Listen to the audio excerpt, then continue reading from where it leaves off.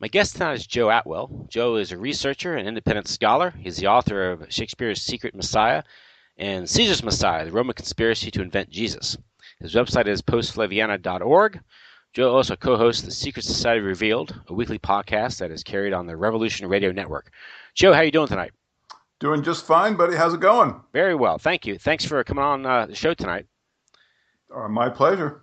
And tonight I want to talk to you about this whole the Woodstock, the whole Dionysian rock festival fad of the late 1960s, and perhaps the Beatle phenomenon, Beatlemania, and its relation to the Tavistock Institute, and the notion that the British invasion was possibly a psy-op.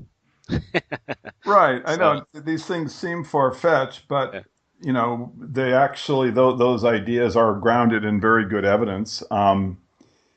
And anyone who is listening to this and wants to sort of follow the thread of actual evidence, I would invite them to start with the article which is posted on my website called Manufacturing the Deadhead, because in the article you'll see that an individual named Gordon Wasson, who was the founder of the psychedelic movement in the United States, he was actually the very first person to receive any publicity for taking psychedelics, and talked about them as basically answering all of the ancient mysteries, you see.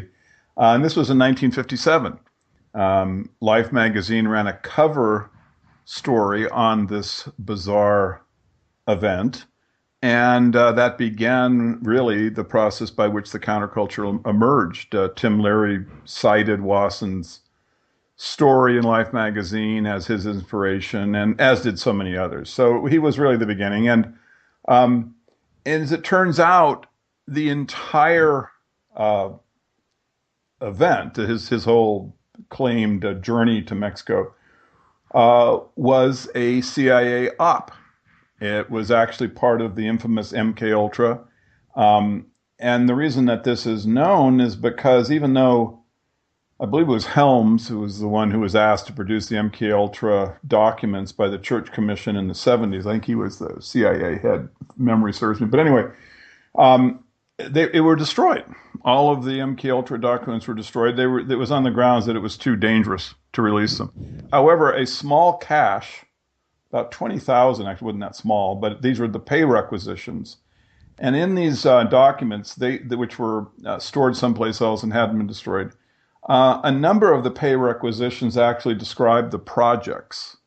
So you could see that child experimentation was going on, and just beyond the pale in terms of moral behavior. I mean, it was just what the CIA was doing in this time is just almost inhuman. But among the documents was the pay requisition for Gordon Wasson's trip to Mexico. And it was actually a project. It was called Subproject 58. So the entire episode, which is recorded in Life magazine, is fiction.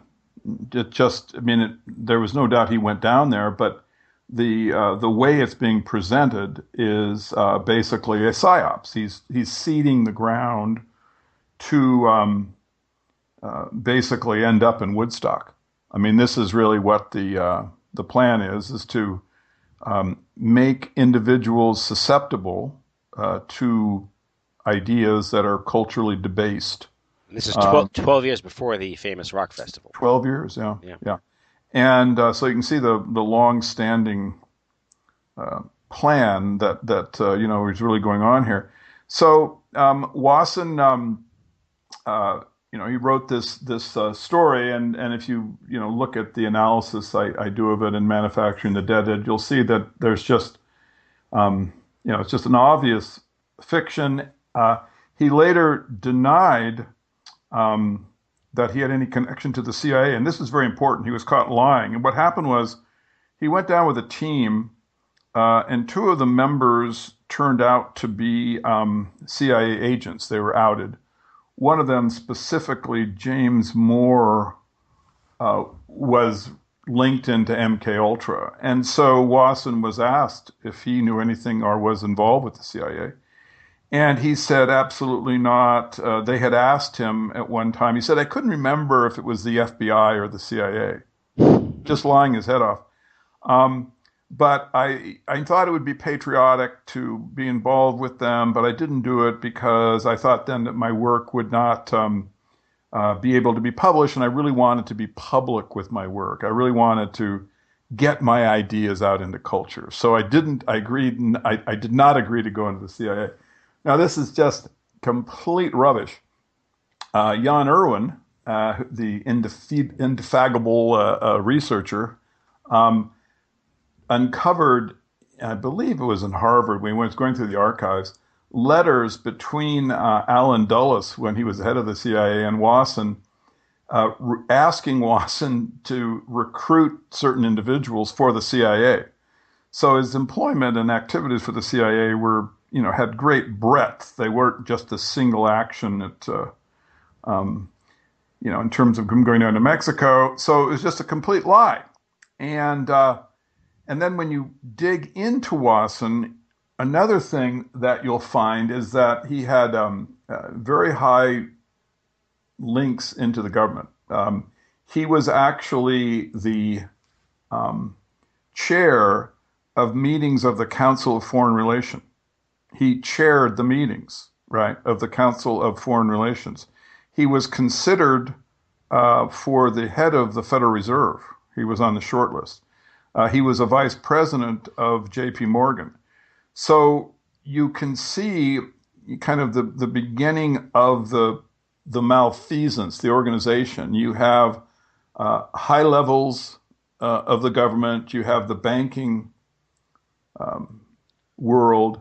And you also have secret societies. Wasson was a member of the Century Club, which is basically the East Coast version of the Bohemian Grove.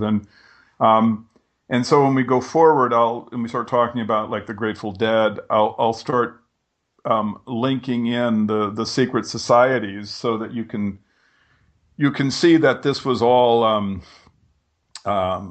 organized in back of secrecy. There were secret military levels, top secret.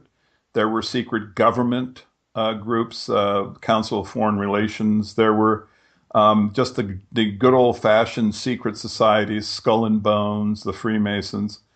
And then you have Tavistock, the British side of the equation, which, was this veiled, I don't know the levels of secrecy that surrounded it, but it was certainly related to government and to mind control and to experimentations of how to maintain groups.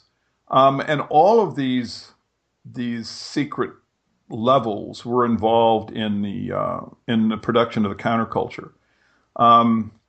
If you look at the work that Dave McGowan did, which was really exceptional, really good research, Dave focused on Laurel Canyon because that was a nexus of cultural debasement through the music that was produced by a few groups in this, coming right out of this small area. And, he showed that not all, but virtually all of the individuals involved with these bands, the heads of them, the lead singers and whatnot, were the sons or daughters of military intelligence. They had some connection into military intelligence. I mean, just the most obvious would be like Jim Morrison's father being the admiral who was in charge of the Gulf of Tonkin episode, the false flag event that led to the Vietnam War. But then you have Frank Zappa, who lived just down the road from Morrison, and his father was one of the chief chemists at Edgewood facility, which was under the MK Ultra auspice. It was a military top secret facility, and it just goes on and on. You have all of these characters that are popping up in the music scene, and as McGowan shows, none of them could actually play instruments. They were all just basically grew hair and were taken into recording studios where other musicians would create their soundtracks. Mm-hmm. And so, when you look at the British invasion, Primarily this is the Beatles. And, the Beatles come from EMI, which is, or was during World War II, just a research facility for audio technology. Part of the way that the mind control, which is the goal, and just let me back up and say, all of these elements are leading basically to cultural debasement, and the idea is to encourage drug taking, encourage listening to rock and roll music, rhythm and blues, and then seed the minds of these individuals who are listening to it with ideas that will take them away from basically any kind of logical thinking or any kind of organized political power. They would end up on the commune, or just as drug takers on the street. I mean, I lived through this, and I can just guarantee anyone who has any doubts that this counterculture devastated my generation. I mean, I knew dozens of people who were damaged by drugs, and I knew hundreds of people that were culturally damaged. Everyone was put back by what went on. There was LSD everywhere, and other kinds of drugs. So the British invasion, if people want to sort of understand the Beatles, I would steer them toward the analysis I did of "I Am the Walrus," which is a song purportedly written by John Lennon. And I don't know if you want me to go into the decoding of it, but it's just once you sort of understand the basis of the song, the poem by Lewis Carroll, "The Walrus and the Carpenter," and then once you start putting the symbolism, into a coherent framework, then first of all, it's no longer gibberish. Every single element of the song makes sense. And I won't go into all of it, but encourage people to look at the analysis I do in Post Flaviana, and I'll just give just a really simple example. The song begins with the lines, "I am he, you are me, and we are all together." Right. Now, this was a song that was sung during the Boer War. It's called "Marching to Pretoria." Lennon simply lifted these lyrics from that song and put them at the beginning of Walrus. Now, this song was sung by the Boers who were being pursued by the Freemason British Army. I mean, the generals, everyone who was basically in charge of this cohort are Freemasons. Because the British Empire was a Freemason project. Absolutely, of course, yeah. And so the Boer War, I mean, if you look at Kitchener and all of these British, they're just all this secret society material. Churchill was down there, the Rothschilds, they're all Kipling. It's just a cesspool of Freemasonry that is, basically genociding the Boers.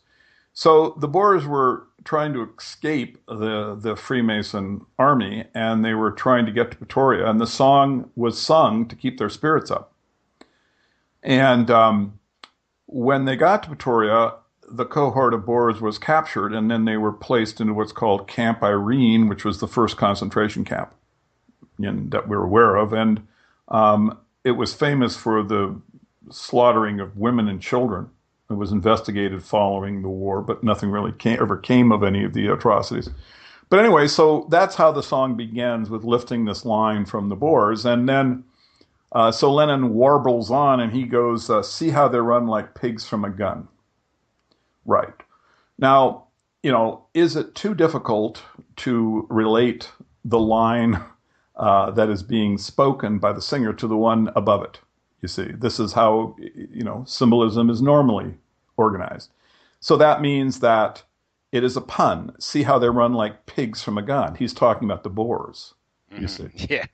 And see how they run like pigs from a gun. The Boers are running, pigs from the gun. And then, I could, go into the whole song, would take quite a while. But once you start understanding that this is an homage to Freemason victory, right? Once you start recognizing, which incidentally, of course, is what Lewis Carroll was creating with his insane poem, "The Walrus and the Carpenter."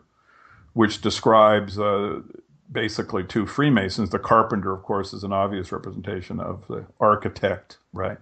Um, but in that poem, they fool a generation of young oysters. They fool these young oysters into going with them for a walk. And once they get them away from their parents, they kill them all and eat them. Um, and then the walrus and the carpenter start crying because there's nothing left to eat. They've killed them all. The oysters are, obviously a young generation because they have legs and can walk. So, this is symbolism. So what Carol is describing is just partitioning young people away through some kind of deception and then, wiping them out. So then Lennon picks up the refrain and he goes, "I'm crying, I'm crying." Well, this is as Lennon even admitted, where the crying comes from. He's using the refrain from Wallace and the Carpenter, who were crying because the young generation had been destroyed and there was no one left to kill and eat. So the whole song is like that. It is a sick homage to genocide, right? This is coming from the purveyor of peace, right, John Lennon. Now, people have said, who have read the analysis, that they just don't believe Lennon could have written this. They go, well, I cannot believe that, they don't dispute the analysis, because when you start getting into the song, there's just such a constant refrain of the same, interpretive framework that it becomes difficult to argue against my analysis. People just go, well, it does look like this is, kind of a Aleister Crowley type, kind of vision. But Lennon probably didn't write, Yeah, well, I just don't think a 27-year-old working class musician. Also, I don't think Lennon would know all of these details. So I don't think he wrote it. I agree with that. I don't think Lennon wrote it. I think it comes from someone else. And I think it comes from the same group that placed all of the Freemasons on the cover of Sgt. Pepper. If you look at the cover of Sgt. Pepper, you've just got this cesspool of Freemasons. And really, wicked individuals. Aleister Crowley, of course, is the best known. And it's not too surprising to say that a British invasion would have Freemasonry behind it. No, it's hardly a shock, But Crowley, is people don't, and this would just be very recent research, but Lennon, of course, in the Playboy interview he did before his assassination, he pointed out that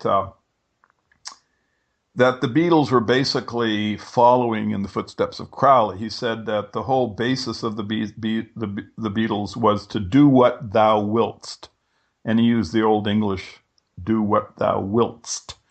And this, of course, is a direct quote from Crowley. It was his central law, which basically, if you kind of understand it, would just be that, you are beyond any kind of moral restraint. Your impulse is all that you have to be involved with, because you are like a god and you can just slaughter, rape, do anything you want. Do what thou wiltst is the whole of the law. This is from Crowley. And of course, it would be understood by the oligarchs. Right, they would know what Crowley was talking about, and so the Beatles, right, as Lennon described it, were followers of Crowley's philosophy, and what's quite interesting is that there was a precursor to Woodstock, which is almost unknown. There was an organization called the Maverick Society. I believe it was the Maverick Society, I believe is how it was referred to. My memory on it doesn't serve me, but it certainly had Maverick. And it put on dance festivals in the 1920s in Woodstock. And incredibly, the outfits that they wore for these music festivals were exactly the same outfits that, for example, the Merry Pranksters and the Hog Farm members were wearing at Woodstock. I mean, you can look at pictures which are in existence of these festivals, and you can see that there is just no distinction, that they're trying to convey the message of this, kind of non-traditional freedom. The music is helping convey this message. Um, and um, and then Was it also the fashion that Vita Palakis' wife promoted? right, well that was of course later, but Yeah. this was in the 1920s, and this is where it all comes from, because what they're trying to do basically is just disassociate people from their existing culture. Anyway, just one quick note here. Um, that organization had as its motto, "Do what thou wilt." That was its creed. That actually was its published creed. Now, what is fascinating is that it's clear where this comes from, because adjacent to their property, and it's actually not contiguous, but just a mile or so down the river, is the island that was inhabited by Aleister Crowley. He lived there in the 20s and had a large sign that was visible to passing people in boats with the words "Do what thou wilt." So, Crowley is promoting this, separation from moral restraint. This somehow comes into the Maverick Society, which is adjacent to his property. And then in 1969, you have Woodstock with, basically the Beatles being so seminal to all of that. And you have the same concept. So, it's once you sort of get away from the resistance, which is very natural, and I think anyone who hears these ideas would of course resist them, because they are just so opposed to history that's been given to us, and because it cuts across iconic personalities. I mean, the Beatles, the Grateful Dead, the Byrds, the Doors, all of these rock idols are iconic. They represent something emotionally. And so you can see how successful the programming has been, because it's very, very difficult, even though the evidence is simply overwhelming, to make the transition intellectually. People just can't just find it in themselves to think that these individuals were basically were part of or were being used by a malevolent organization that wanted to culturally debase America and European culture. But sorry to say, this is what happened. And these are either puppets or, your term, lifetime actors. Right. I think that when you look at the second generation group like Jim Morrison, he obviously is a lifetime actor, Frank Zappa, because they would have been experiencing training at an early age. Their fathers were in this intelligence world, and this was how they would have been selected. So when Morrison comes out as a rock star trying to promote LSD consumption, choosing Huxley's title, Doors of Perception, which is about a mescaline, about an homage to mescaline taking. This isn't circumstance. This is a program. He is a lifetime actor.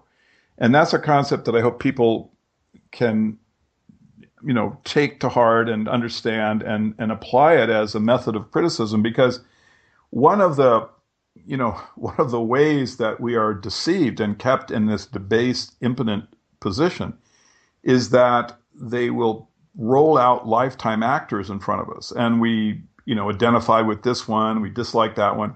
We're given these false conflicts and dialectics, and we're thinking that, the Beatles are good, and, I don't know,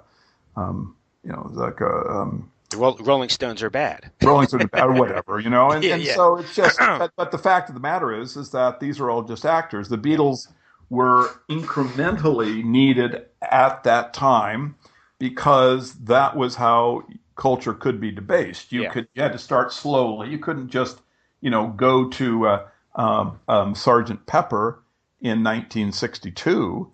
The culture wasn't prepared. So they, the Beatles come out, their hair is just slightly different, and then you have this incrementalism, and then comes the Rolling Stones, and if you look at, Keith Richards with his Skull and Bones ring, and his manifestation of the one eye, which is the Freemason identifying trademark in the covers of his autobiography. Yeah.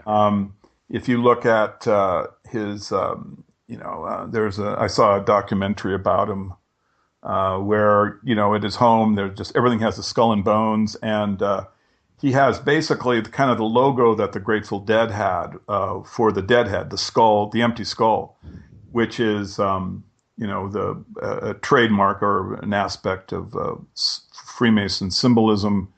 It's relating back to the Gospels, to Golgotha, empty skull, and the Freemasons are in opposition to Christianity.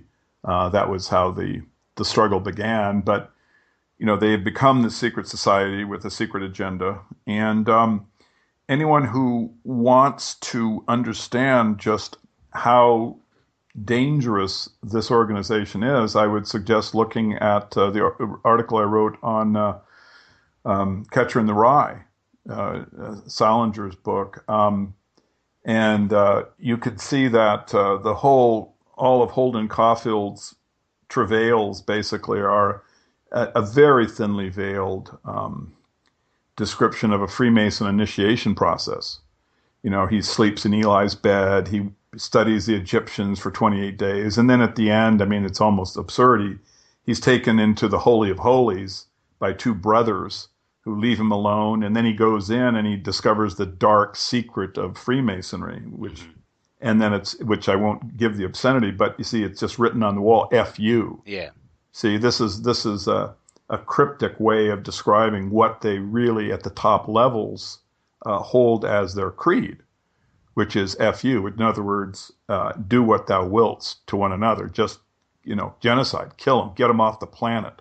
This is for us. And so that's really, if you look at why civilization hasn't worked for the last 150 years, why World War I, with no explanation as to how it begins or why the armies are kept, in place, walking into automatic weapons fire.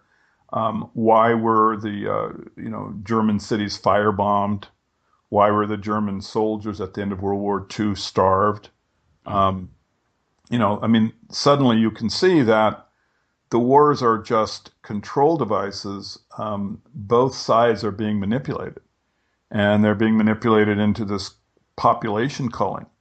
I'm very worried right now. You look at the just insane immigration into Europe of young Islamic males, and with all of these sexual tension and events being publicized. Well, imagine, if you will, a financial crisis where there isn't enough food. Think about what would happen then. I think you'd have, basically Europe would be a gladiatorial pit, and the Europeans and the Muslims would be invited to slaughter each other, right? And I think if you look at our current situation, Hillary Clinton is a lifetime actor. There's just absolutely no doubt in my mind that she is. Everything she says is just a script. She's a persona. But this emergence of Trump is very troubling because, you really are creating this racial dialectic. It popped up in Chicago last week, where you have MoveOn.org, which primarily young African-American males being funded by George Soros, of course, disrupted a Trump event. And I personally think that there will be a financial crisis in America before the elections. And if that is the case, then you can see that, America could also be being set up as a gladiatorial pit, where they, they would just, encourage the citizens to reduce population. And then I would even go beyond this and just say, look, the media is just it's what's called neuro-linguistic programming. It's coding your subconscious. These zombies, all of the zombie shows, there's just hundreds of them. Z Nation, Apocalypse Now. There's just all these zombie films. Why do they have so many? Well, they're just training us that in the crisis, that anyone who is sick and who comes toward us needs to be slaughtered.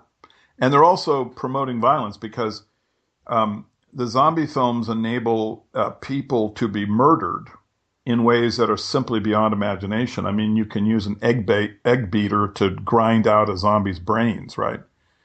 And so this is all desensitizing us to violence toward one another. And then you couple the zombie genre with all of the naked and survivor shows, which are all kind of in this post-electricity world. I mean, the most absurd being Naked and Afraid, where a man and a woman who don't know each other are put together in some jungle, some kind of wilderness area, no food, and are just told to stay there for 21 days. And the event is filmed, and I mean, this is just obvious programming. They're just preparing us for, look, they were going to take electricity away, but you're going to be okay with that, right? You can see this is actually a great challenge. There's nothing really to rebel against, and just accept it. So, I think the future is grim. I think that genocide is afoot, and I've been, and one of the things that I've been advocating for some time is that we start creating a DNA database of the oligarchs. And the oligarchs would be media oligarchs, right? These rock and roll idols, the owners of the media, Summer Redstone, etc. The political oligarchs and the financial oligarchs. I mean, there should be a DNA database, because I think what you'll find is that there is a family or ethnicity in back of all of this.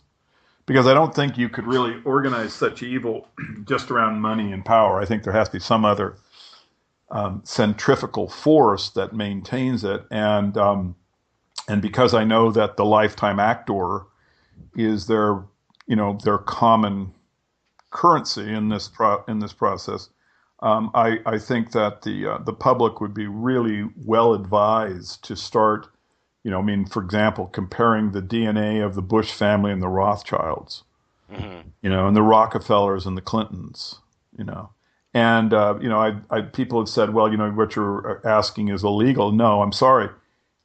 Simply ask members of the family. There are people who are, for example, I'm just off the top of my head, the Franklin Delano Roosevelt's ancestors. Ask someone, would you mind letting me have a swab of your saliva, send it to 23andMe, and then just start posting it on the internet? Yeah. And then over time, you would start to build up a database, and then you, if enough of this was achieved, then the citizens would know who, for example, who we're voting for. Right now we have Trump, we have Hillary. Well, who the hell are they?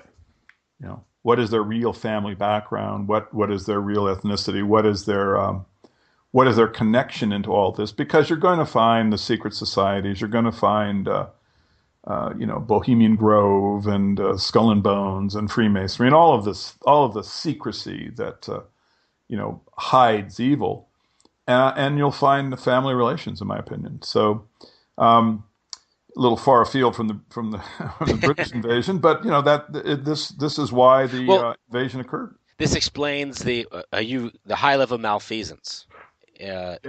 How such a thing is possible is that a good example. You talk about the introduction of LSD in the 60s with music, and now back in the 30s, you have 1932, you have Aldous Huxley's Brave New World.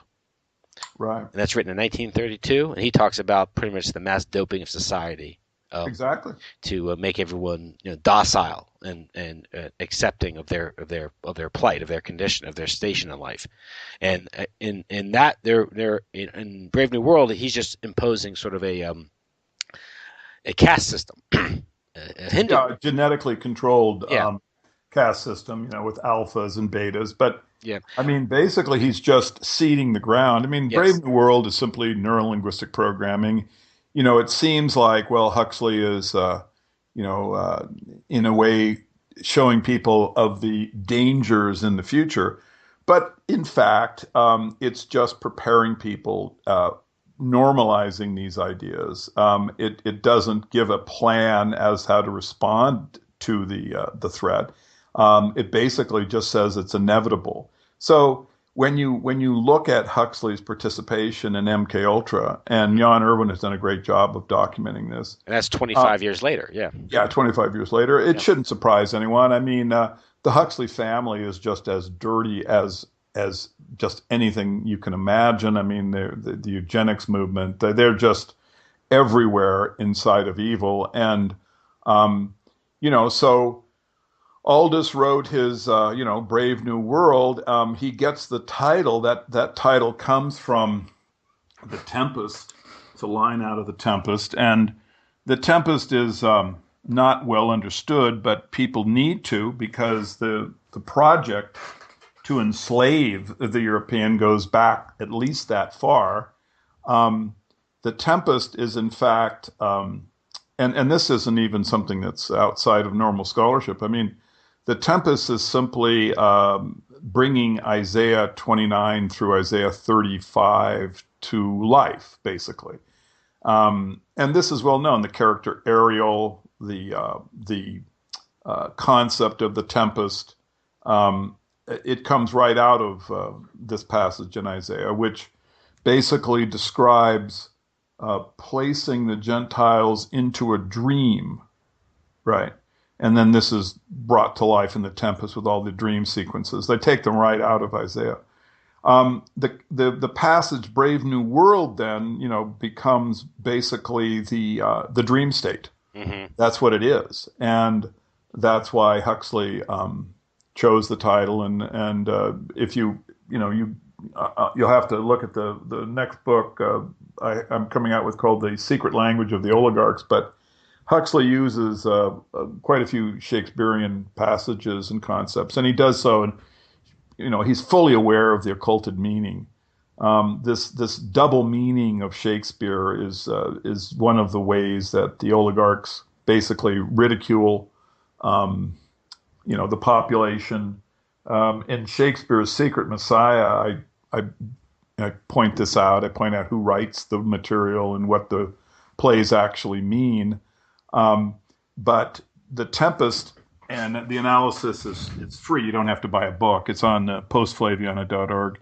The Tempest is a completely self-contained little literary universe, and so you don't need to do a lot of deep research. You can just read this one very short article, and I think it'll make perfect sense to most people. And once you've read the article, then you can look at Huxley's using the title "Brave New World," and you can see that what he's really referring to is what occurs then in 1967, 1973, with the drugs, with the music, with the sex, because it's like Huxley said, if you're going to enslave a population, you have to make sure that there's just all kinds of sex to reduce the tension. That's as sexual freedom expands, personal liberty, personal freedom contracts. Yeah. Of course, yeah. I mean, exactly. It's just that simple. And the problem, of course, is just that the oligarchs have studied us and have created a system of what can be called weaponized anthropology. So that when you see the Beatles emerge, these cute kids singing "I Want to Hold Your Hand," and their hair is just slightly longer than normal, I mean, you're just looking at basically a very sophisticated anthropologic weapon that is going to take, 20 years to fully, deliver the blow. But that's how culture is affected. Culture is not something that really you can't really change it overnight, but they have studied it and learned how it can be changed. And so you end up, with drugs becoming more and more accepted in American life. The family is more and more difficult to produce. Feminism is brought in, and and Gloria Steinem was in fact a CIA agent. I mean, this isn't. I mean, you could go to YouTube and you can see her talking about it. And of course, this is just, you can really see the malfeasance because she's talking at the end, when she's basically been caught at being a CIA agent. It was Ramparts magazine. They found that she was in fact an agent.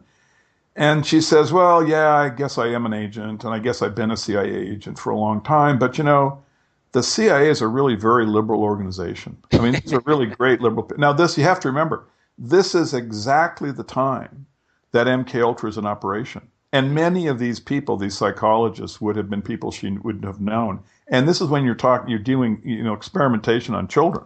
Mm-hmm. So this is who, this is the context you have to understand, her statement in. I mean, she's a lifetime actor. So, I mean, this is what we're up against. The citizen needs to start understanding the symbols of the things around him or her, needs to understand that the destruction in the last 150 years, the complete collapse of civilization that we've experienced, was by design.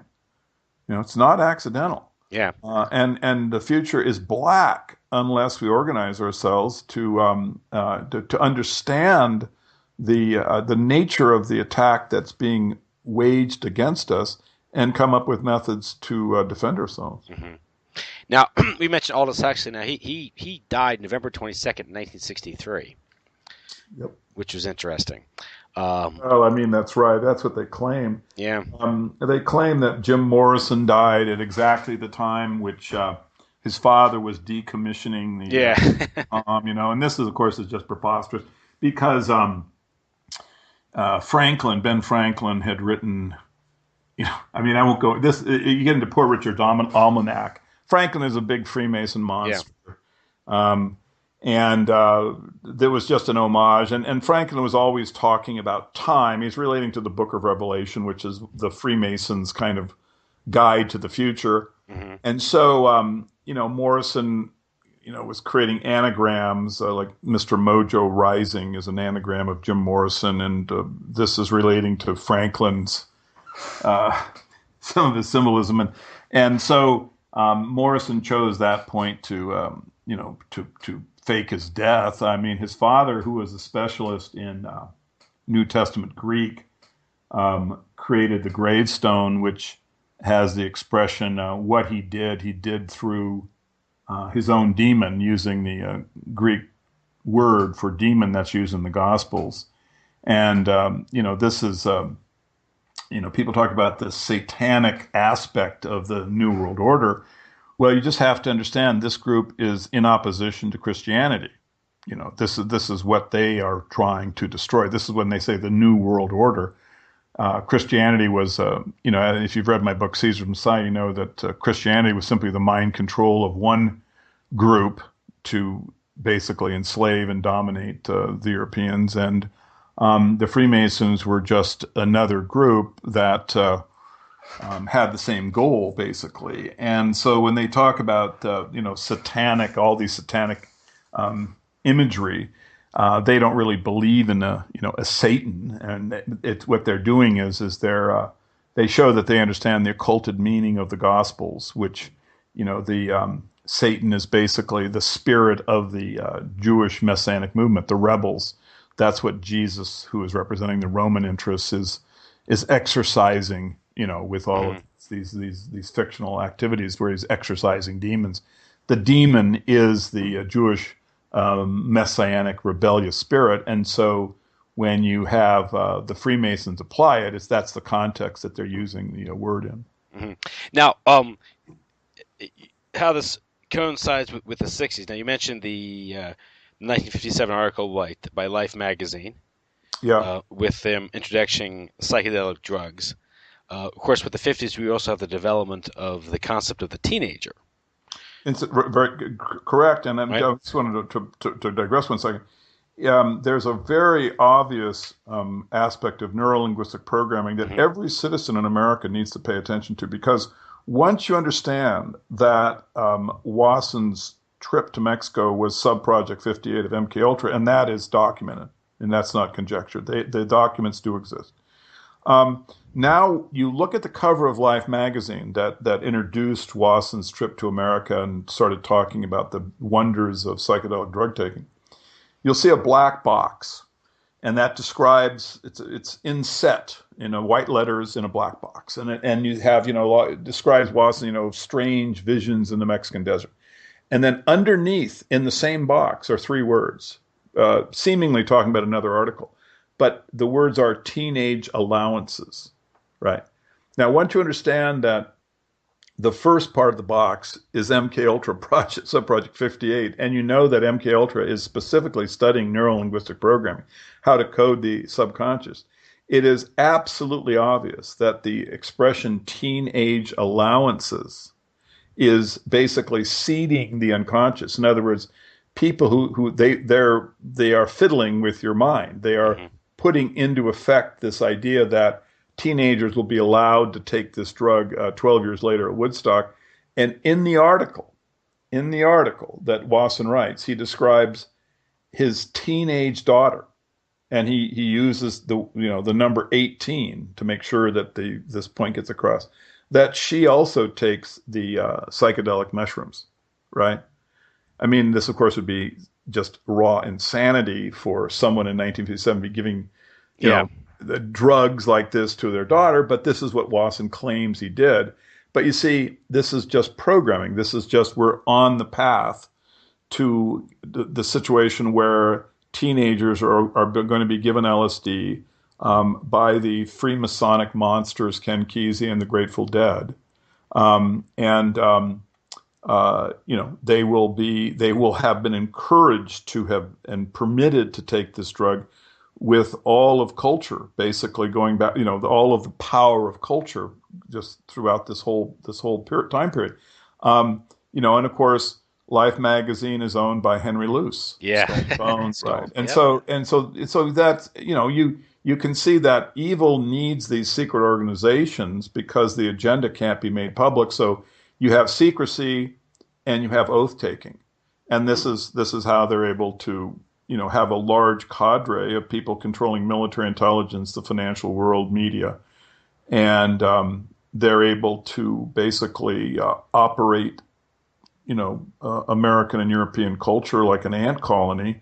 And believe me, they do not have some kind of long-standing desire to remain oligarchs and enjoy being wealthy. They want to get us off the planet. Yeah, and of course we have this cult of secrecy because we have these top secret 16 or 17 different intelligence agencies that claim secrecy. The NSA. I mean, exactly. Yeah. And so what they've done is if people would just stand back from it and look at it, I mean, what they're doing is they're just basically setting up a partition of understanding how what moves our civilization. Mm-hmm. Because everything that's powerful is behind top secrecy. But you mentioned earlier that the whole idea was to lead the children astray. And that's what they're doing in the 50s with the development of the teenager, with the movies. Of course, with teenage allowances, teenagers now have disposable income that can be tapped. Sure. And that, of course, the popular music, television comes online.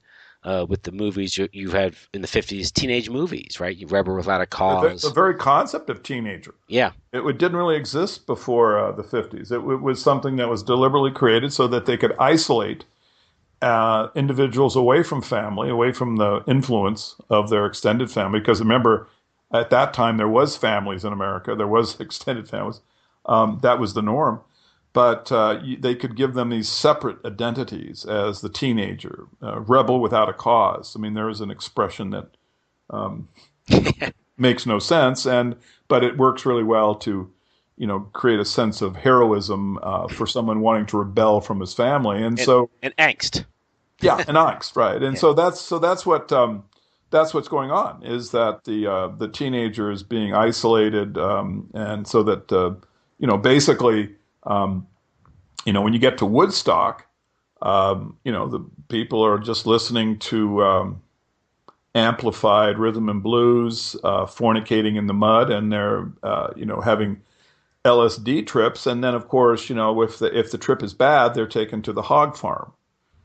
That was the group that was running the bad LSD trips, and the name's not circumstance. They're just part of the humor that the oligarchs enjoy at the expense of the citizen, who is unwary, doesn't understand that he's in a cultural trap and is being led astray.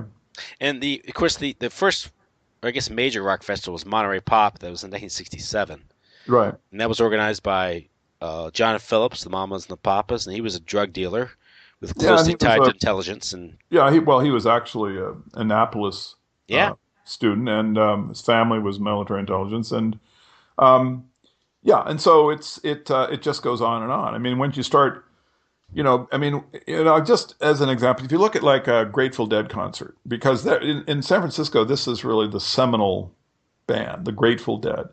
Um, you've got, uh, two Freemasons, two members of the Bohemian Grove. This is the band members.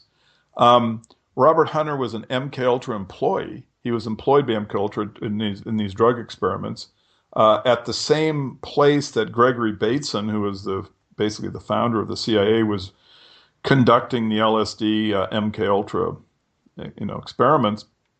Um, you've got isn't also that where George Hunter White had his yeah, operation too? yep. All of Palo Alto. See, this Yep. is where and this is where Ken Kesey was, Robert Hunter, Mountain Girl. This is where the Grateful Dead would play when they were called the Warlocks. If you look at there's an article in Post Flaviana. It's called Ken Kesey, Lifetime Actor, and it's about what the symbolism of One Flew Over the Cuckoo's Nest. And I go into the relationship between Kesey and the Grateful Dead, and I show that the first poster of the acid test that Kesey was putting on, which featured the Warlocks, who were the Grateful Dead. This is the first name that they had. Is hand drawn, and it features the all-seeing eye of Freemasonry and the twin towers of Joachim and Boaz. It's not even. They're not even trying to hide it. And then this goes on. You'll see. Then I show the first poster for the Grateful Dead first album. They had a poster that they put out as a promo, and it also features the all-seeing eye. I mean, it was just. And then I point out that when asked, when the band manager was asked, well, why all this Masonic symbolism? He said, well, because we're Freemasons. He didn't even at this time. It wasn't even. It's he just flat out admitted it. And then when you go further, and it's just the entire world of the Grateful Dead is a cesspool. Shaga Schulman, Sasha Schulman, he actually creates the LSD. He shows Osley supportedly. Osley made the LSD, but Shulgin was a real chemist, and he was one of showing him how to do it. He was basically a hanger-on Bohemian Grove member. And then the band manager, Eric Trist, who's his father, Alan Trist. Well, who's that? He's creator of the Tavistock Institute. One of the four people who actually founded the Tavistock. You have Billy Hitchcock. He's a Mellon, Billy Mellon Hitchcock. He's a Mellon family member. The Mellon family was basically the banking family, and they controlled the OSS. If you look at the relationship between the Mellon family and the OSS and the European theater during World War II, you can see that it was the OSS was just a Mellon family project, Who were very involved in the heroin trade. Exactly. Well, yeah. I mean, the thing is that all of these families go back to, or most of them, yeah, but basically all, and they go back to the trading companies in the 17th century, which were selling opium and slaves. Yeah, British East India and the right, and the clipper ships and all that. Yeah, it's all exactly. It's all just Freemasonry. I mean, every single. I mean, it's just tip to stern secret societies. You get into things like Adam Smith, Wealth of Nations, and you can see that this is just propaganda. Do what thou wiltst, laissez-faire. It's all coming out of the secret societies surrounding, Adam Smith was an employee of the East-West Trading Company. He was the propagandist. And so, you're just being subjected to, these families, which is why I'm asking for a DNA database, because I think you'll find that they are all related. the families are organized. They are the ones that set up the oil industry in the United States. You have the Forbes, and there wasn't just British individuals in the trading companies, but there was a whole collection of American families as well. They set up the opium trade as a slave trade, basically, enslaved people to opium. They were selling slaves. When the Chinese rebelled, Lord Palmerston led the British forces, and this is just another example of like in the Boer War. I mean, Palmerston was the head high priest of Freemasonry in the Orient, right? He was the, whatever they call it. I mean, they have all these absurd titles for 33-degree Masons, but so this is what the British Empire was. It's just they had a cover narrative and lifetime actors, but in back of it, you just have the secret societies, Freemasonry, and in those societies, you had what J.D. Salinger points out is the FU. I mean, that's why the British were so bloody. Why the expression "bloody British"? Because they just thought all of humans, other than their little societies, were like animals.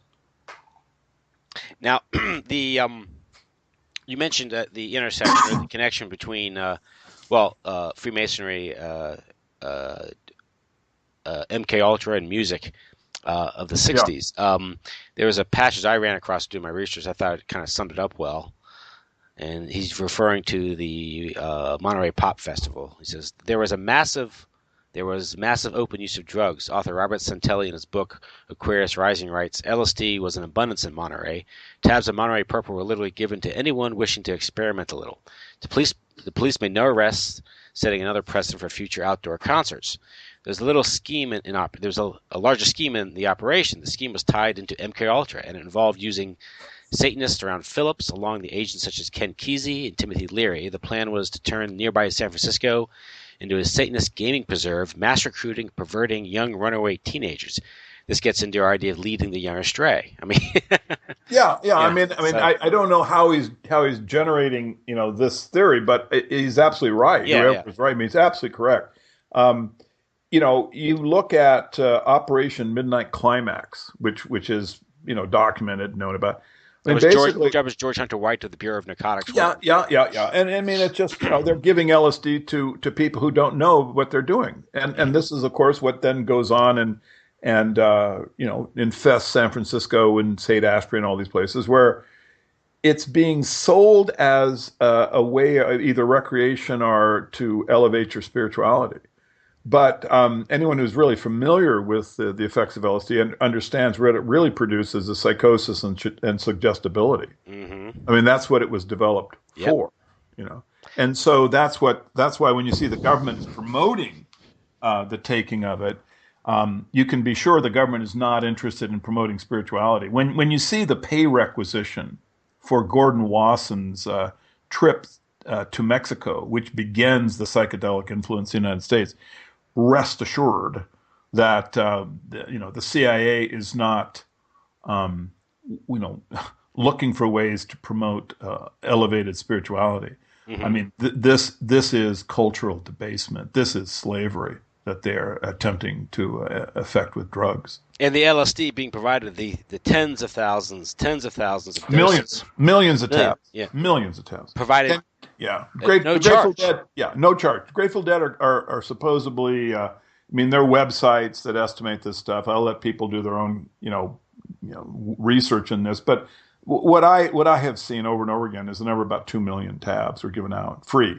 How many did Ken Kesey give out in the bus? I mean, there's estimates, a couple 100,000. This is a very expensive drug, very, very difficult to make. Who paid his fare, by the way? Well, I mean, if you look at, it's really worthwhile to look at all of the identities of the pranksters, and you can see they're just nothing but culturally significant individuals. Mm-hmm. You would have thought, gee, a bunch of drugged out hippies on a day glow painted school bus. Well, how come so many of them end up as enormous culturally influenced, like Russell Brand, the Whole Earth Catalog guy? I mean, it's the whole list. Just go on and on. You'll see. It's just basically the bus was the avant-garde of culture. Of course, and it gets publicity. And of course, and positive publicity, Yep. right? And of course, they're giving out LSD and they're never being arrested. Same So thing with Ginsburg and the yeah, Beats. yeah. Well, Ginsburg, of course, he's just a obvious lifetime actor. Um, and there's a houseboat um, uh, discussion. Oh, that's the one Jan Irvin has. I Right. listened to. It's Yep, and you can listen to it, and Ginsburg is there with and just a number of these crackpots. Leary is there, four or five of them, and they're talking about basically how to take people into kind of a you know post technology world, the turn on, tune in, drop out concept. These are lifetime actors. This tape is being created to promote. They thought it could be put into circulation and people would listen to it, and then this normalizes the idea of dropping out of middle class, family producing, hmm strong connected family producing, strong ethnic pride producing, strong technical skill producing citizenry, Yeah. right? They're just steering you into the communes, which I'm ashamed to say I actually was at a number of, and I can tell you that nothing other than drug taking and fornicating with strangers ever went on. Nothing else went on. I mean, it was literally a intellectual desert, and this was what had been created for all of these individuals. So This was the purpose of like the Esalen Institute. that was the purpose of the Yeah. Esalen Institute. And all, it was just to normalize and to give these ideas kind of a promotion so that the people would think that they were valuable, and it actually all that the whole post World War II cultural debasement movement that the government enacted comes out of research that Gregory Bateson did. And fortunately, once again, with the Freedom of Information Act, the documents were discovered. They're available at postflaviana.org in the Gregory Bateson article. And I refer to the letters and analysis that Dr. David Price did. David Price is a whistleblowing anthropologist who uncovered the fact that Bateson was basically weaponizing anthropology for the government. Price didn't directly link Bateson into the counterculture, but the inferences are quite clear. And then if you see how I am able to extend on to Price's analysis, I think everyone will realize what happened with the counterculture and how it was created and why. And just to real quickly paraphrase, so what Bateson wrote, he was writing to the heads of the OSS. Bateson and almost every other anthropologist during World War II worked for the OSS. The government was developing anthropologic science to control people. And Bateson wrote in a letter which Price uncovered using the Freedom of Information Act. And I'm going to quote, I'm not, I'll make a few mistakes. I don't have the letter in front of me, but I know it well enough I can give you the gist. Basically what Bateson wrote is that he goes, look, if you want to enslave a population, and he was talking in the letter about Indochina, the area was referred as Indochina, the Indonesia, Laos, these areas where he was stationed. And he says, look, if you want to enslave, and this is what he wrote. He says, if a superior people want to enslave an inferior people. Now, bear in mind, Bateson was, presenting himself at echelon as this spiritual guy, right? These are his words, folks. If a superior people wishes to enslave an inferior people, right? He wrote that. And he was giving advice on how to do it. This wasn't philosophy. It wasn't metaphysics. He's writing how to do it. He's telling it to the military intelligence chiefs he's writing to. He says, what you have to do is make them embrace their past, right? You need to create an archaic or a native revival. In other words, you have to praise them for embracing the elements in their past, because that way they won't want to have the technology that the superior people develops and uses to control them with, right? You got to make them really feel that their past is really valuable, and that they are being because that will reduce the tension of the slavery. Okay, now go forward and look at the clothes that the rock stars wore in the 60s. Think about David Crosby with the buckskin fringe and Mm-hmm. the skin cap, right? Looks like a member of the Lewis and Clark expedition, right? Think about Jim Morrison and his claim that the spirit of an Indian shaman had infested him as a child, you know. So this is what's happening, is that the appearance basically was a way of the rock stars, the rock idols, the influencers, was to get people to wish to embrace their past so that they wouldn't want to move forward into a technological future. It's the same principle that's being applied today with the survivor shows, with Naked and Afraid, Dual Survivor, Survivor. I mean, all of these shows which are putting people into a post-electric environment. It's a revolution of lowered expectations. Exactly right. Exactly. Yeah. And so that's what they're doing, is they're continuing with the project of getting people to want to embrace their past. They want us to walk out into the jungle naked because that's where we are the easiest to control. Mm-hmm. So, yeah. So but you talk about this, the presentation of the rock star, and you mentioned it with the Beatles, with the longer hair, I guess, relatively longer hair, the Beatle haircut, and the style, the singing. There's a certain androgynous quality to that. Sure. Well, David Bowie. Yeah, David. Because they're trying to take away the two genders. They're trying. I mean, homosexuality was part of the project, and I think, unfortunately, and here, I'm not a biologist, but I have read enough to be at least worried and paranoid about this. I think that you have a lot of estrogen mimicking chemicals in the environment, and so I think that part of the depopulation project is basically to demasculinize Europeans, Japanese, Yeah, you can create sexual ambiguity in utero with the chemical, with the estrogen. Exactly right. And then what's on the other side of that is, David Bowie, in homage to transvestitism, and then all the way to Bruce Jenner, his award for bravery, and so they affect us chemically. They attack the hormones, and then on the culture they get people to embrace a non-reproductive sexual position, and this isn't the idea they're selling diversity. Well, no, they're selling genocide. Yeah, what they're selling, and so that's really just what people need to be aware of, is that these cultural elements are not just occurring randomly. We're not watching history unfold circumstantially. I mean, in fact, what you're seeing is a plan, a program. Well, you impose sterilization and you call it liberty, and people will buy it. Yeah, exactly. Yeah, and that's a Freemasonic tactic.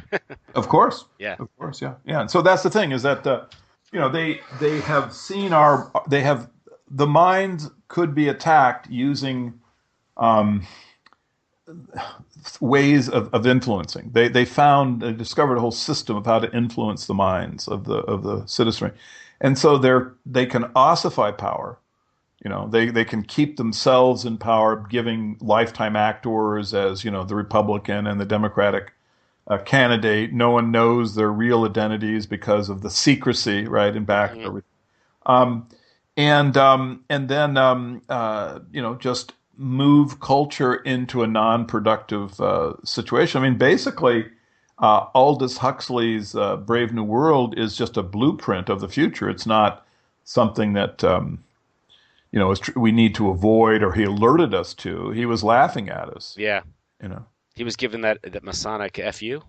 Exactly. That's exactly what it is. Well, it's like they like to basically put this in plain sight. They use typology. They use in the new book, Secret Language of the Oligarchs, I try to explain, they're very vain, and they want to create legacy pieces. They can't be clear. They can't speak clearly, because then the public would know what's happening to them. So they use symbolism. You see it all over Hollywood, for God's sakes. I mean, Yeah. if you want to look at Bimbo's Initiation, which is, like a cartoon in 1928, I think, or 29. It's on YouTube. You can see Mickey Mouse, right? And even though Max Fleischmann is the one who created the cartoon, he was somehow Walt Disney, the Freemasonic monster. Let him use Mickey. And Mickey Mouse locks Bimbo, literally locks him inside a Freemasonic lodge. Bimbo doesn't want to join. And so they eventually seduce Bimbo with a sexy girl, with Betty Boop. Yeah. And then Bimbo becomes a member. And so, I mean, this, this is just, show business. It's mind control. At the most recent Academy Awards, you have the pyramid that you have to enter it into the building. They have the sun symbols everywhere, and I noticed at least 3 people were wearing skulls or skull and bones when they came up to get their awards. I mean, it's just a cesspool of Freemasonic symbolism, and the films are neurolinguistic programming at best. People really need to avoid that stuff. You even if you're a specialist, it still damages you. Thank heavens for the internet, Tim. I mean, we now have a way to create our own media. And these shows are the ways that the public can wake up. Because, even though it looks like, well, gee, they control all of the government and the weapons and, and we're being damaged physically. We're stupid. We can't think. The food is poison. I mean, you have to remember, all we have to actually do is wake up. That's all we have to do. Once someone is aware, then they can take steps to not let these attacks succeed, because frankly, they're really not that hard to avoid. I mean, how hard is it to avoid vaccinations, GMO food, glyphosate, all of the ways that the body's attacked? It's not hard to avoid the ways that the mind is attacked, and then beyond that, people need to recreate in themselves the system of thinking that will defend them from the sophistry. Mm-hmm. And I mean, basically by that, they need to understand the fallacies, the logical fallacies, and to apply logic relentlessly in their conversation and in evaluating, what is being presented as history. Because it's sort of like 911. I mean, you have Building 7. Now, Building 7 collapses symmetrically. It collapses at the speed of free fall, right? It's been measured in that speed. It is a building that collapsed because of fire, and it had the psychoplastic, I believe I'm using the word correctly, I meant, this huge amount of dust. Well, I mean, look, it is the only non-controlled demolition building that has ever collapsed symmetrically, right? There are no other examples of a symmetrical collapse of a building that was not brought down by controlled demolition. It is the only building that has ever collapsed at free fall speed that was not collapsed by controlled demolition, right? The only example. It's the only example of a steel frame building collapsing because of fire, right? Other than, okay. So when you get a number of singularities, well, you see, logic would say, this leads to an extremely low probability of being something other than controlled demolition, right? So that is the, a little example of how the citizen has to start organizing himself or herself mentally to be able to live in this world, to be able to understand the world, and then hopefully to move on and to change the world. We need obviously a new political party. Both of the parties that are given to us are cesspools and are obviously under the control of the oligarchs. I mean, it's just a point of logic that you have no control over a society unless you control both of the political parties, right? You can't control one.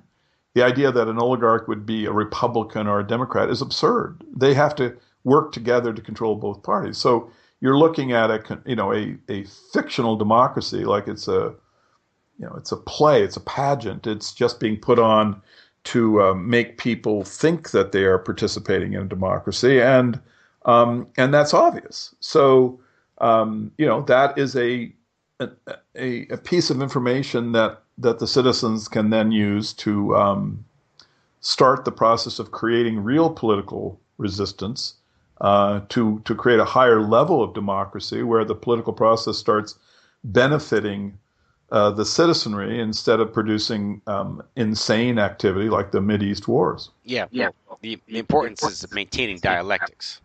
Yeah, And that's right. That's the way to confuse people. It's the easiest way to confuse people. So, the dialectic is always, you have to suspect it all the time. Being something just being given to you. I'm detecting an echo there. Can you hear anything now? Let me see. Yeah, sorry. I hear my voice. It's echoing. I'm actually hearing your voice very clearly. Oh. Let's see if that wonderful comes out in the recording. We'll hope for the best. So, again, what we're talking about here is the with all this secret society scheming, malfeasance. In this case, we're talking about the music industry and the rock festivals, which I think accurately have been described. Hey, the echo's gone. Good. I think it was Dave McGowan, the late Dave McGowan, who says it all the Woodstock had all the makings of a outdoor trauma-based mind control experiment, and it does. It really did. But more specifically, we were talking about the British invasion and the Beatles, and I think Michael Hoffman, in his Secret Societies and Psychological Warfare, wrote about this. He discussed the Beatles in terms of the JFK assassination, because the 60s kind of began with that. That was kind of the inflection point, at least here in the United States, culturally. Sure. With the 60s. He wrote, what ought to be unambiguous to any student of mass psychology is the almost immediate decline of the American people in the wake of this shocking televised slaughter. That'd be the JFK assassination. There are many indicators of the transformation. Within a year, America had largely switched from a softer-toned, naturally colored cotton clothing to garish-colored artificial polyesters. Popular music became louder, faster, and more cacophonous. Drugs appeared for the first time outside the bohemian subculture ghettos in the mainstream. Extremes of every kind came into fashion. Revolution in cognition and behavior were on the horizon, from the Beatles to Charles Manson, from free love to LSD. So that kind of encapsulates what we're talking about tonight, doesn't it? Right. Well, the Beatles landed in America on February the 7th, 1964. And that was 77 days after the JFK assassination. I mean, it's sort of, they love their little number symbolism, but I think it's unlikely that circumstance. I mean, the relationship between the Beatles and JFK assassination, I think, are clear enough. I mean, it's they are thinking about the collective mind, and so what led to Kennedy's assassination. Why they did it, I don't know, but I know that you can see from the date. That it was that there was Freemasonic elements that were orchestrating this, and then they are, with the Beatles, they're still in control. This is just the British side of the equation in combination with the Freemasonic elements here and the other elements that are related into Freemasonry. I mean, and Ken Kesey described Freemasonry in Cuckoo's Nest, and if you read the analysis, you can see it just like Catcher in the Rye. There's this cryptic level of the book, which basically is an homage to Freemasonry, and so this then becomes just another link in all of this, stuff, which is the counterculture. Kesey leads to he creates the homage to Freemasonry, and he described Freemasonry symbolically as the combine, right? Now, that expression comes from, I believe, the trading companies, and the American trading companies, and the British, the East-West trading companies, and the trading companies that were run here by Javits and the Forbes family. It was referred to as the combine. And these were, obviously Freemasonic business enterprises. And yet what they're really referring to is just this combination that's international. Mm-hmm. It's the international aspect of how, because, the Beatles had an enormous impact on America, but they come from Britain, where Americans, we don't really understand Britain that well. We don't have all of the direct connections into Britain, and so in our media, and so it's just an example of how easy it is for them to slip things into culture because they have this international media, Mm-hmm. and they're experienced in that, running an empire. Yeah, and then they control the media. I mean, this is when you turn on CBS and you see the all-seeing eye. Yeah. You know who's in control of the media. So with the media, they are able to create the exact impressions of what is history. And William Perley, who headed CBS News, came out of OSS, and OSS was pretty much just formed under British supervision. Yeah, and it was the Mellon banking family, and I mean, J.D. Salinger was OSS, so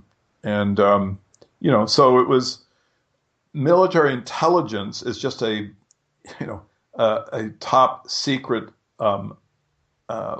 partition, so that the citizens can't see what the military is doing, at the control level. Yeah, and look at the Five Eyes, which is all British Commonwealth nations in the United States, right? Yeah. So it's just, it's just this. Anyway, so it's like we're dealing with a very vast secrecy organization. It has slithered into all of the financial and political power positions. It's damaging us every day, and if we're going to survive, we need to make democracy more effective. We need a democracy that actually reflects our interests. And so, first step is try to convince people to get away from the media.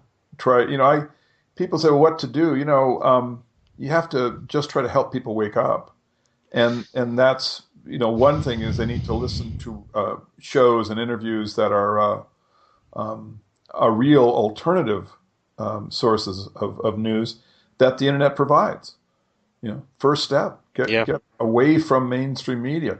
Obviously, a lot of the alternative media is controlled. I mean, the government is aware of what's going on. They know that mainstream media is being abandoned in droves. The ratings are just collapsing of all of their classic shows. So they're trying to control the internet, but the problem is that the internet is open. You see, this is the problem. And when someone makes a claim, now the citizen can fight back because specialists who know it's a lie or who understand it as mind control can come forward and actually produce real critique against the mind control. So, this is the process of waking up from a dream that we've been placed into so that we can defend ourselves. Yeah. The gatekeepers are still there, but the walls have crumbled. So walls have crumbled, yeah, and they're collapsing because mainstream media is just the populations are abandoning it. So one thing was interesting. I think last week George Martin passed away. Yeah, and that was interesting because George Martin, he's been described as one of the several fifth Beatles. Yeah, they've had a number of those. Yeah. Yeah, no, but of course George Martin was a sound specialist working. You mentioned earlier EMI. Yeah. EMI was led by Sir Joseph Lockwood, stands for Electrical and Mechanical Instruments. They had direct ties to military and intelligence. Yeah. And because EMI was the parent company of Capitol. Yes. And that's because that was the Beatle label until they formed Apple.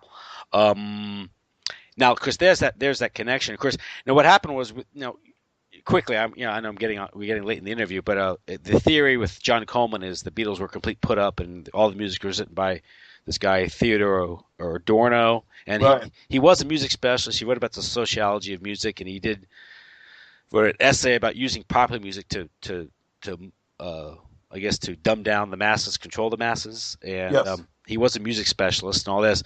I don't know. I mean, there's some problems with chronology with that theory, but one thing was clear is the Beatles, the music they produced, they simply could not have produced at that age. They needed help, and it's no surprise that with the best studios at their disposal, the engineers like George Martin, they could produce this music. Sure. And I mean, Yeah, I don't think that I don't think they had much to do with the production of the music, other than singing it. yeah, Um, but I don't think that Adorno or was the only author of the songs. I yeah. think that they would have had they would have had a whole team, and Hmm. there would have been anthropologists trying to determine exactly the right subject matter and the way to express innocence and love and these things. I mean, you want to see like a kind of a compressed version of what the Beatles did to culture over a decade. You look at Miley Cyrus. Yeah. I mean, Miley Cyrus. She comes out and Yeah. she is a beneficial young woman, or actually a girl, who has an alter ego, right? And the alter ego is a rock star. Hmm. So Hannah Montana. Now the young girls then would be watching her and identifying with her. She would become iconic. She would become a cultural influence to them. And the fact that, of course, she has this alter ego as a rock star would bind the mind of her viewers into this idea. Now she transitions into the Whore of Babylon, right? Almost overnight. What happens to the viewers, the young girls who are now, in their teens, and who have seen their icon transition in this way? Well, they're pulled along, right? It's not hard to understand. This is the Beatles. They start out as the Mop Tops, and you end up, with Lucy in the Sky with Diamond, and Why Don't We Do It in the Road? Hmm. And you have been led down a path of cultural debasement, one little step at a time, and like the frog being boiled, you just never really noticed it until basically you're almost spiritually dead. We're the oysters. Yeah. Yeah, we're the oysters. Yeah, that's And right. and that's when district. Yeah, they started out singing. They introduced America singing "I Want to Hold Her Hand" and "She Loves You" and "Love Me Do." Yep. And by 1967, Paul McCartney is being interviewed by Life magazine, no less. Ah, And he says, "LSD opened my eyes. We only use 1/10 of our brain." They also thanks, publicly Paul. called for legislation, legalization of marijuana, which is a whole other issue. But again, what's happening is again, they draw you in, they gain their Yeah. confidence, and then they degrade you. To deliver the blow, right? And Yeah. so this is what's happened to us. Just all of the great structure of culture that have seemingly just come off the rails. It was done deliberately. I mean, as an example, look at the African American family. Hmm. Now, from the Civil War up to the Great Society program's onset in the 60s, African American families had made a positive demographic, um, uh, in every single aspect. Their family structures were improving, their education level was improving, the out of wedlock births were declining. Then you had the Great Society programs, which were giving money to women if they did not have a husband or a man living with them, right? Hmm. And all of these statistics turn negative immediately. Now, if this wasn't the plan, then they could have stopped it at any time, but it never was stopped, right? Even though the statistical reality is virtually a U-turn, it was never stopped because this was what the program was. And then when you look at something like Ms. Magazine, operated by the CIA agent Steinem, putting out an article called Black Macho, um, the myth of the superwoman, which is a hit piece against the African American male, which characterized him as a negative in all way, and was purportedly written by this black woman. Um, but then it turns out that she was actually, as she said, breastfed. Um, and I can't remember her name, but she is the mother of Daniel Pinchbeck, who then goes on to re-advocate LSD, you see. So, and that woman was an editor at Ms. Magazine. So you can see that, the Great Society programs, so-called, you know, were deliberate. They were anthropologic weapons. And the idea was to debase the African American culture because they were the most vulnerable. They were the easiest to turn south, and then try to integrate that culture with European Americans. Yeah, and that was the part of the reason why, part of the motivation behind so-called racial integration. Of course, yeah, Yeah. absolutely. See, these are all structures that are designed to, just think of Brave New World. They're trying to create, an extremely debased culture, dump the teenager into it, and then from there they would basically set up the epsilon class of humans. Hmm. And so this is what they're doing. They are thinking in these kinds of terms, and if the population is unaware of them, if they don't think in the same way, they will be destroyed. And they've been studies. I've seen studies that you could the incidence of out of wedlock birth and drug use almost chart directly with what types of music people listen to. Absolutely. And that's There is yeah. absolutely almost a completely clear relationship between them. And and remember that, culture is moving slowly. It always moves slowly. And so when you see these statistics, you can realize, well, think of where pornography was 50 years ago and where it is today. Yeah. Now think of where we're going to be in 50 years. Right. Think of what society will be Yeah. like. So that's really where we're headed is the same um, distance from the middle class America of the 50s to today, the pornographic single mother, lone wolf male, rap singing individual in the bars at night. Okay, well that's been the transition. Think of 50 years from now. Yeah. And that it's just going to be almost unimaginable where we're going to end up. So the citizens need to stand up against this. And if you don't have cohesive families, you don't have communities. So Exactly, and family is everything. I mean, it's everything politically. yeah. If you aren't a family person, try to become one in some way, and if you can't become one, then try to support families in some way because family is the oxygen from which culture breathes, and you have to promote this. The And this fact may not be popular to say now, but that might have been the impetus behind giving women the right to vote. No, there's absolutely no question. Yeah. I mean, this stuff all goes. You can trace this to Edward Bernays, Sigmund Freud's nephew.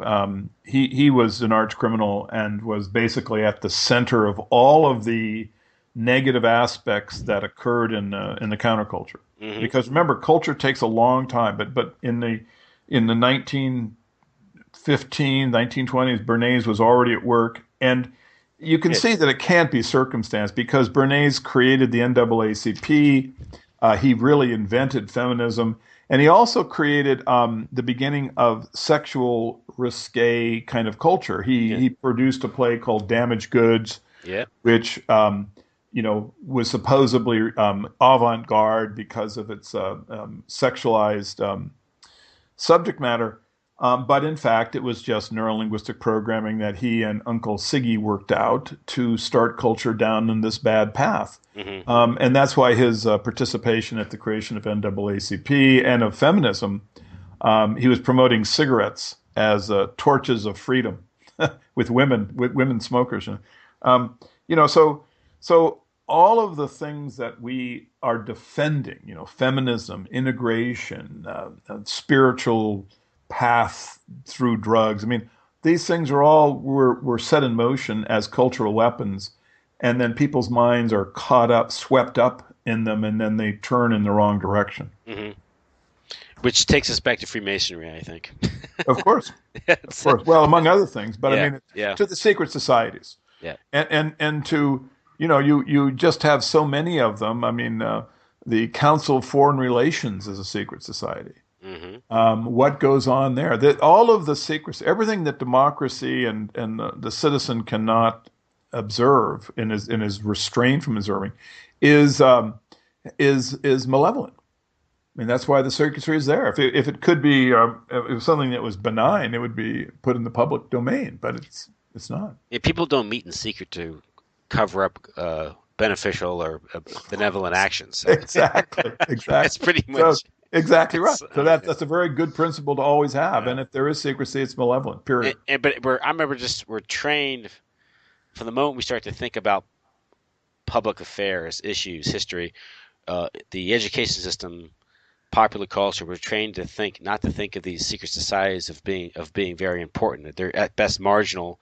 At worst, you're just a nut if you think that they're Right. And insignificant. yeah, and they they make these people heroes. Walt Disney. Hmm. So that you say, well, Walt Disney was, spent his childhood as a demole and then had Club 33, he created. And of course, the park is nothing but an homage to Freemasons, Mark Twain, Pinocchio, Snow White, Lewis Carroll. I mean, And what Disney Corporation represents today, geez, it's completely well, integrated into the military-industrial yeah, complex. it's just become part of Yeah. the real cultural, destruction. But at the onset, it was this magic kingdom, um, but it was actually all leading children into, cultural debasement, fantasy, and it's why, I mean, as an example, it's why the young children who were in the TV club were called Mouseketeers. I mean, Hmm. you're already, you know, basically characterizing them as animals. I know that's like a concept that's, people say, well, that's just crazy. But once you start looking for, how the elements are being set up and why, then you see something like, characterizing young peoples as animals, and you don't think it's very hard to imagine its circumstance. Yeah. So, it's the kind of thing that you need to be aware of because it's the neuro-linguistic programming. I mean, this is why I would ask every single person who listens to this to go to the May 1957 Life magazine.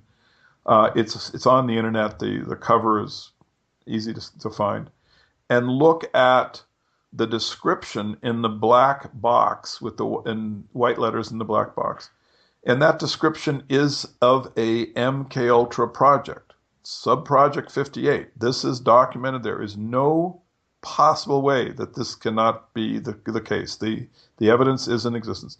And then look at the three words that conclude this expression: teenage allowances. Yeah, you can say, gee, it's just a sorry circumstance. It was accidental. Boy, I just think that would be something that's just too far fetched to even imagine. Hmm. Yeah. You have to be a coincidence theorist. A coincidence theorist would have to be on drugs to believe that one. Which they were betting on, I guess. They certainly were. So, well, Joe, I want to thank you for coming on again. Hey, Tim, it's been a great pleasure. Yeah, Good luck, brother. And anytime, I can in any way support your work, let me know because it's so important. And I just, hope everyone who listens to this finds a way to support you. Yeah, so you're at postflaviana.org. Yeah, you can go to postflaviana.org, And and that's all the modern stuff. It's all you can see for free there, and all the articles are free. It's a free website. There's articles on Bateson, the Grateful Dead, the Beatles, MK Ultra, Ken Kesey. They're all there. They're easy to find, and there's a website. There's you can, if you have criticism, you can post it there. CaesarsMessiah.com is another place you can get my books. You can buy Caesar's Messiah and Shakespeare's Secret Messiah, which I think are great page turners. And This new book, when is that coming out? It'll be out in about 2 months. Oh, okay, so very soon for the summer. Okay, good. Yeah. That's the secret language of the oligarchs, and basically it just expands upon the themes of the articles on the website, so that you can. I'm trying to show the way that the literature represents the symbolism of the oligarchs. How they create legacy for themselves, and also how they use the books as and the media in general to damage the minds of the citizen to keep them enslaved. And I go into the threat of genocide that is hanging over our heads, because at the moment, individuals that I think can be well characterized as maniacs have control of the political and financial and military systems, and so you can see how dangerous they are. Well, someone put up the Georgia Guidestones for some reason, so something was in back of all that, Tim, for sure. Yeah. So listen, thanks. Okay, thank you, brother. Talk again soon. All right, bye-bye. Enjoy that West Coast weather. Thank you. Bye-bye. You too.